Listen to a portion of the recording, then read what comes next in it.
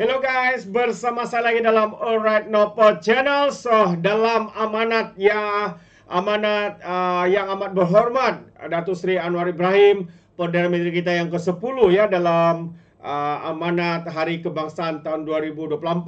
Perdana Menteri Datuk Seri Anwar Ibrahim membuat satu kenyataan yang begitu tegas sahabat semua, ya, memberikan amaran kepada geng-geng penghasut kaum. Jadi siapakah amaran itu ditujukan kepada siapa? Itu antara satu persoalan yang menarik ya untuk kita fikirkan bersama.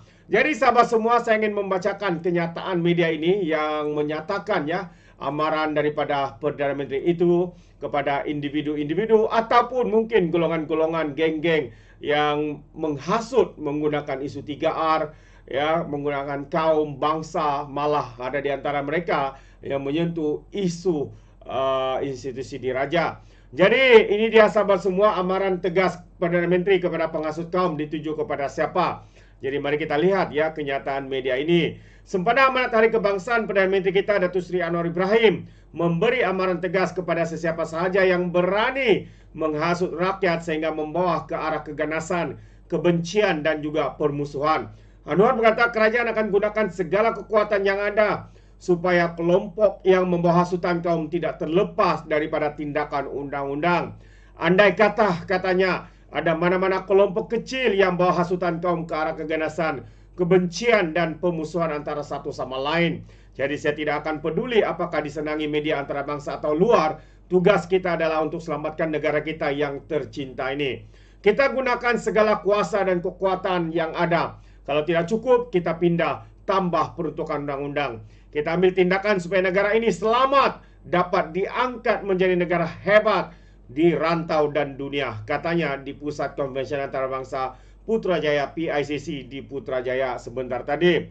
Dalam ucapan sama, beliau turut mengajak rakyat Malaysia untuk benar-benar memaknai erti kemerdekaan sempena Hari Kebangsaan tahun 2024 yang akan disambut pada hari ini sahabat-sahabat semua. Jadi itu antara kenyataan dan juga amaran pedas ya daripada Perdana Menteri. Ya, saya sangat setuju supaya tindakan tegas harus diambil kepada mana-mana pihak yang cuba ya menggunakan isu 3R ini, terutamanya berkaitan dengan kaum untuk permainan politik kotor, untuk hasutan dan sebagainya. Jadi sahabat semua, apa pandangan Anda ya kenyataan tegas daripada Perdana Menteri ini? Ya, mungkin Anda setuju atau tidak, Anda boleh berikan komen di dalam ruangan komen. Dan satu lagi kenyataan terkini juga daripada Perdana Menteri kita ialah berkaitan dengan isu batu putih. Katanya cuai kendali isu batu putih, pengkhianatan pada negara kita.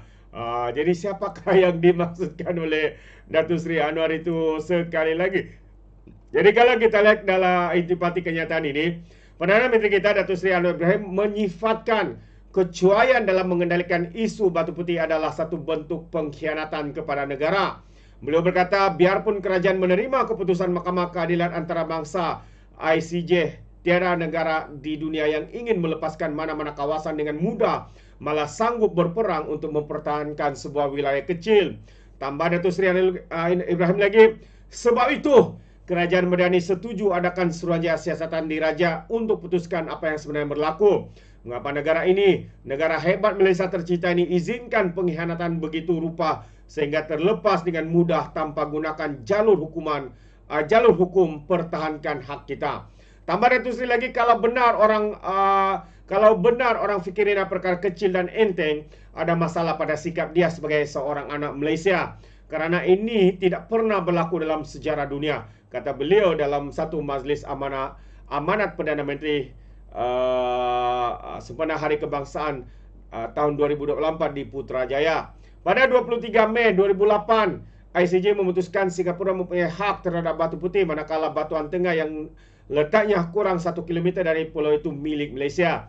ICJ juga memutuskan hak milik Tubir Selatan kira-kira 4 km daripada batu putih akan ditentukan mengikut persepadan perairan negara yang menguasainya.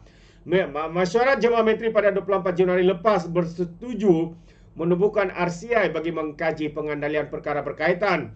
kes kedaulatan Batu Putih, Batuan Tengah dan Tubir Selatan. Jadi semalam Menteri di Jabatan Perdana Menteri Undang-Undang dan Reformasi Datuk Seri Azalina Othman Said memaklumkan laporan RCI bagi mengkaji pengandalian perkara berkaitan kes kedaulatan Batu Putih, Batuan Tengah dan Tubir Selatan akan dibentang di Parlimen manakala sor-sor dikemukakan akan dibahas.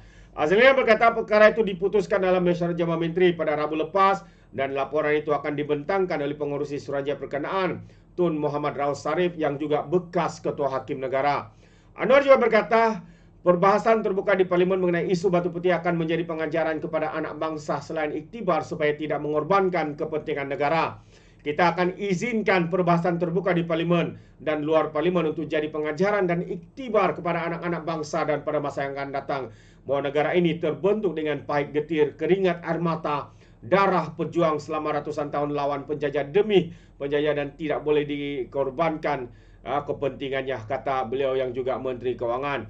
Beliau turut menitipkan nasihat kepada golongan muda agar sentiasa mempunyai semangat kemerdekaan dengan memperbanyak pembacaan dan mempelajari sejarah untuk terus mengangkat martabat negara.